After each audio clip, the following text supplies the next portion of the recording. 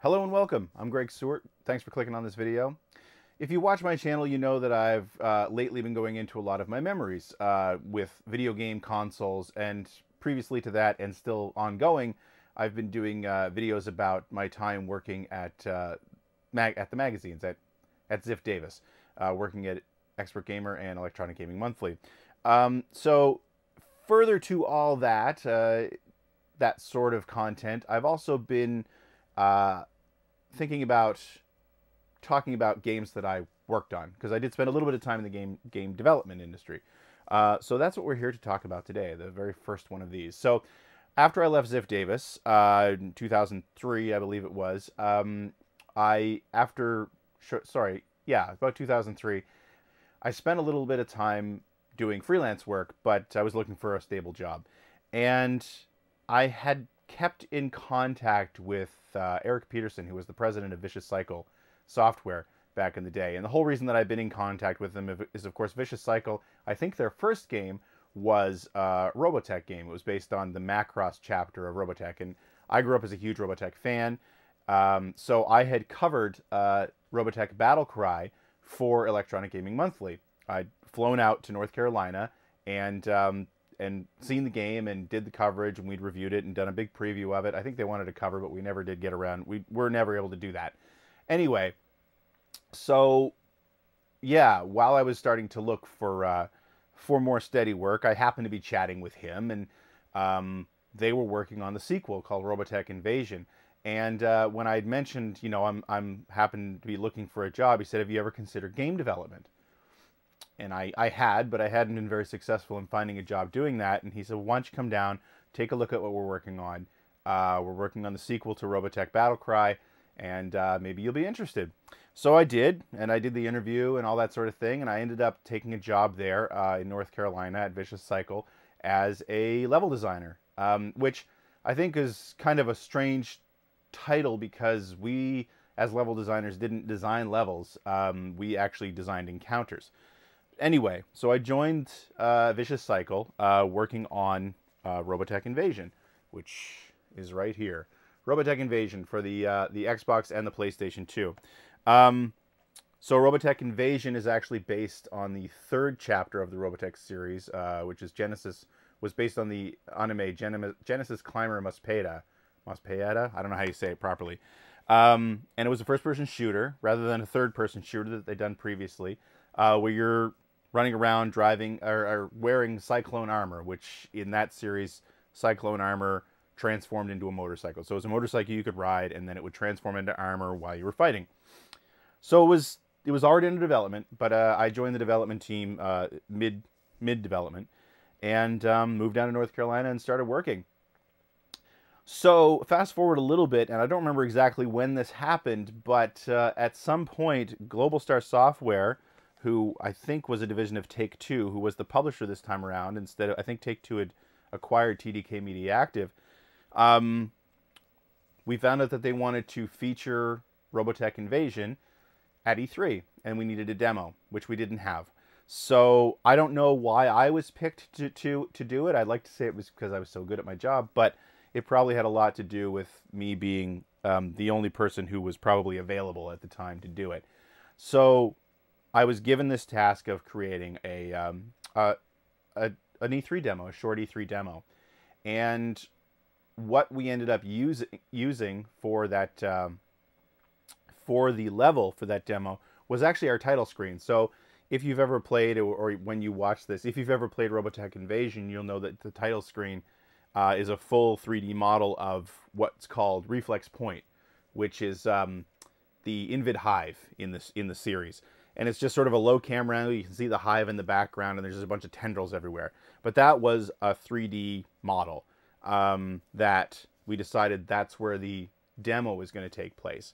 So I was given this 3D model. They added collision to it, and then just basically said, like, you need to get the player from the outskirts of this model all the way into Reflex Point to trigger a cutscene, and that's going to be our demo. So that's what I did, and I thought it'd be kind of fun to fire this up and take a look at it and sort of go through some of the things I remember about building this. So that's what we're about to do. Look at all these logos.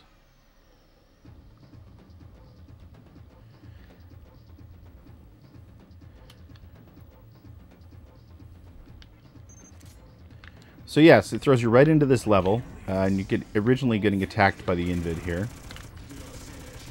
We had a lock on.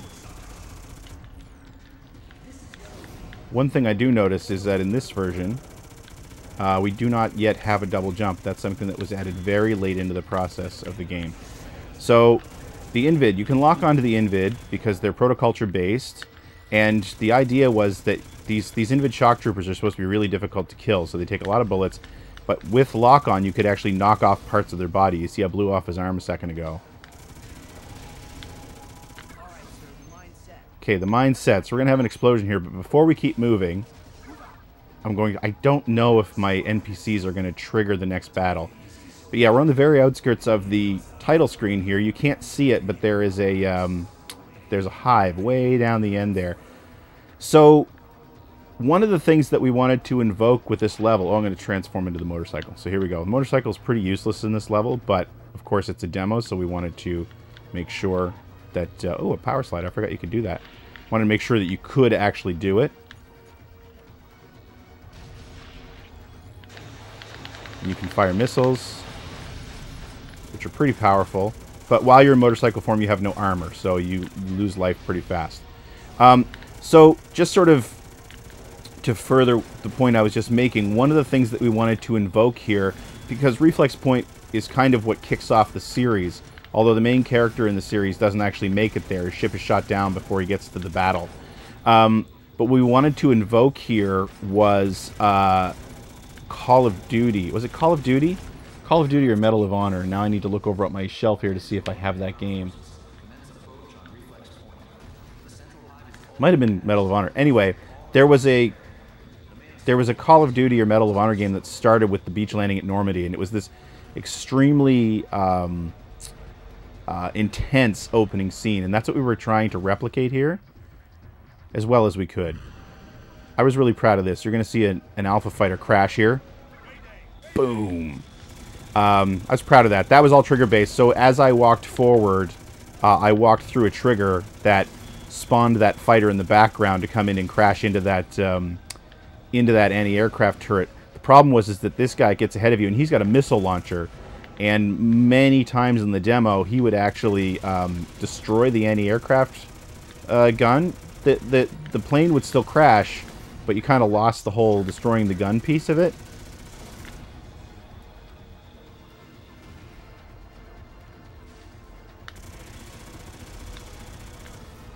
And now he's going to keep going. So yeah, a couple of the things before I move forward here that were created for this demo. And again, I'm pretty proud of this because we didn't have a lot of this stuff. I have to say, for all this game's faults and all this game's good parts, I feel like having to build this level actually helped make the game a little bit more exciting. So a few things that are happening. First of all the explosions in the air. If you've ever watched Robotech, it's not weird at all to just see tons of explosions in the sky or in space. So this was just sort of our explosion. I think they were bitmaps. I don't know. No, they're just particle effects. But we just built this sort of canvas that you could put over the skybox that would endlessly have explosions going, which I think make the level look so much more exciting. The other thing is that you keep seeing Alpha Fighters flying by overhead. So that is, there's one right now. And there goes another one. So that is, I think, a grand total of 2 Alpha Fighters that are running multiple paths. There goes another one again. So literally they will start their path. This guy starts over beyond those hills, and you'll see he's going to fly over here in just a second. We'll just wait for a second. There goes another guy. So I think there are only 2 fighters in total. Here he comes. So he flies over, and he's going to take a pot shot at the hive back there, although you can't see it. But yeah, there are 2 fighters in total running across 4 different paths. So they would run to the end of a path, they despawn, and then respawn at the beginning of their other path, and then run across. We didn't have any sort of logic for them to fly a path like any sort of AI or anything like that. So they're literally just paths that I drew by hand in the sky in our editor, and because they're not smart enough to do anything else. And of course, they're just flying behind something, then they hide and respawn somewhere else. It's the same thing with the missiles that this plane keeps firing at the one that's going to come over our heads. It keeps firing missiles at the hive, and again, I'm just spawning missiles based on a timer that look like they're coming out of there. But yeah, so that was a few different things that we created that made this game, I feel, look a lot more exciting. They actually took the explosions and started putting them in later levels to spice things up a little bit, as well as the mortar fire. That was something else that was created for this level, and you'll see why it was created. I mean, part of it was just created because we wanted to have something a little more exciting happening. Here comes our next battle. So that is supposed to be Lancer, Yellow Dancer from the show. Unfortunately, we couldn't get Cam Clark, who was the original voice actor of Lancer, and Max Sterling among other characters in Robotech. We couldn't get him to sign on for this game. I don't believe, or if we did, he didn't do that character either way. So I think I have that right, because it sure doesn't sound like him. Maybe I'm wrong and he's just not doing the Lancer voice we all remembered.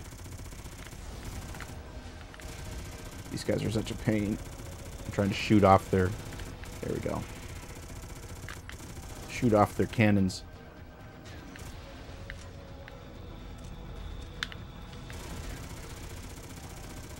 There goes one. There goes the other one. Are there more coming in? More spawning? Yep. So, again, it was a performance thing. We could only have a certain number of enemies on the screen at one time, or the AI and everything would just slow everything down. There's a guy up there on the hill. He doesn't belong there. He can't really move around too much. So since we created this mortar, we've just got it sort of firing at random spots. It's just randomized throughout the level. But you're going to see there's one scene here. There was a shot right now. There's one scene here where it's going to appear, and it's very scripted. So we just come around this corner, and we'll see a couple of our comrades here are going to corner an Invid Scout. And there will be a mortar shot here soon, but they're going to kill the... There he goes. Boom. And they all scream.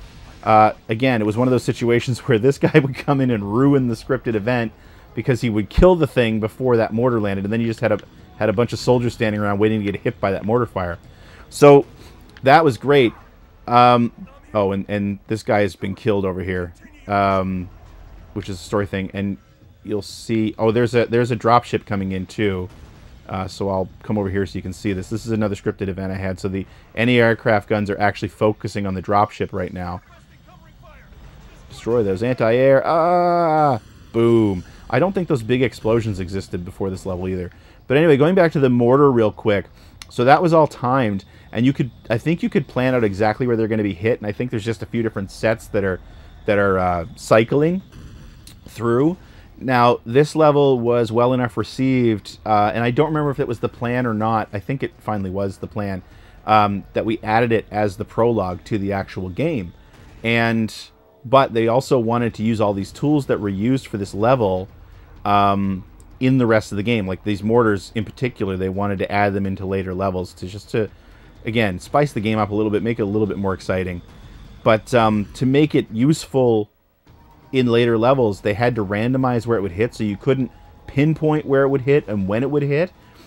So that little scene there in the actual game prologue level doesn't always work because it's slightly randomized. So it kind of ruined that a little bit. I'm going to see our plane fly over here again and fire these missiles like that. Yeah. All right, let's finish this level. If we can. Because it does get a little hairy here.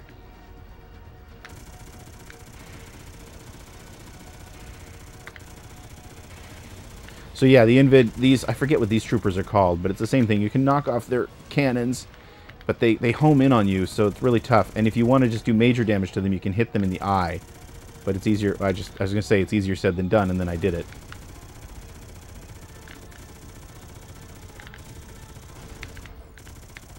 now. Another one's going to fly in. I should have looked up which game that was that we were trying to evoke here. But like I said, if you ever played the Medal of Honor or Call of Duty games, it was the first one, I think, on the PlayStation 2 where the opening level was literally the landing at Normandy. And it was so intense. And it just set the stage for the whole game. And everybody loved it. And so that was kind of the directive, was trying to evoke this, which I think with the tools I had available to me, I'm pretty proud of this level. I think it does that pretty well. I mean, there's a lot going on, even though you're literally only dealing with like 2 enemies at a time. But I mean, it just feels like a lot's happening, and you know, with the planes flying by and the missiles and the mortar fire, the explosions everywhere, you know, and considering the budget we were working with as well.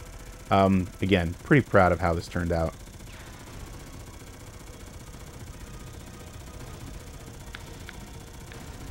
These enemies were just bullet sponges. Alright, I think we're done. So we're going to walk towards the hive. That is our ultimate goal. Our alpha fighters are flying around it. Here we go. Ready to go. And this was meant to be the opening cutscene of the game.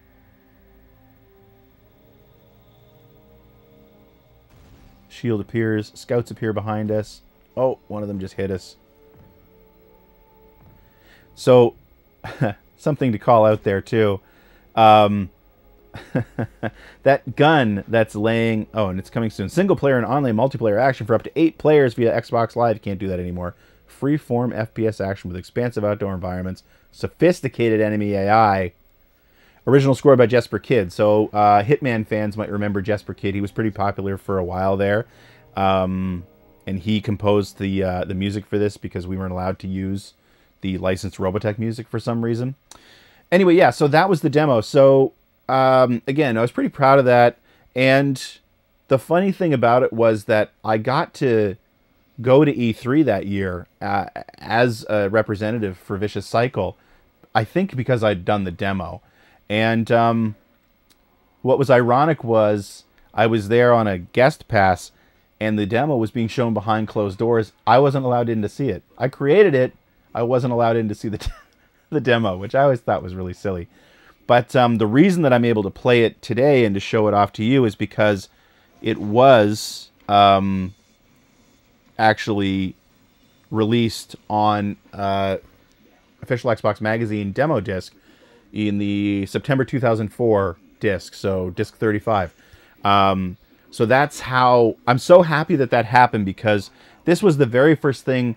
It wasn't the very first thing I ever worked on in game development, but it was the very first thing I ever worked on that actually made it out into the wild. Because, of course, the first thing I worked on was Robotech Invasion, but the demo came out before the game did. So I was so... And I still am so proud that the demo came together the way that it did, and that it was shown at E3, and that I'm able to keep it and play it when I want to, because it's a lot of fun memories for there. It was my first game dev job. And so, yeah, so the level was deemed good enough to be released on this demo disc, and then it became the prologue of our game. So in the actual game, there are a few small changes. The main one being you don't have your cyclone armor, so you can't transform into a motorcycle, which, again, there's no need to transform into a motorcycle in that level anyway. There was a pre-cutscene before the prologue, and then it ended on that cutscene, and then it got into the sort of the game proper after that. One of the things that I was going to say is when you get knocked out at the end of that level, we hadn't done it yet in this demo, but we realized during development that it was really hard to see the weapons on the ground because they were such a dark color and they were so small that weapon pickups were just hard to find in the main game. So we added a little sparkle around them, a little sparkle effect around them. So when you see that gun laying in the foreground after you've been knocked out in the actual prologue, in the game proper, it's got the pickup sparkle around it, which I always thought was kind of funny because it's like it almost seemed like the character was seeing stars, which I guess made sense. But anyway, so I'm planning on doing more of these. I'd like to go through and sort of take apart Robotech Invasion itself. But I hope you've enjoyed this little taste of what I hope to make a series here. I don't know that I'm going to go through every game I've ever worked on, because some of them just aren't all that interesting to go through anyway. But I thought this would be kind of neat, and it was a chance for me to go down memory lane a little bit. I will get back to the console growing up gaming memories videos as well. But just wanted to do this week just to try it out and try out the setup and see how it goes. So I hope you enjoyed that. Please, if you did, hit like and subscribe. Consider supporting us on Patreon. And until then, thank you so much for watching. Goodbye.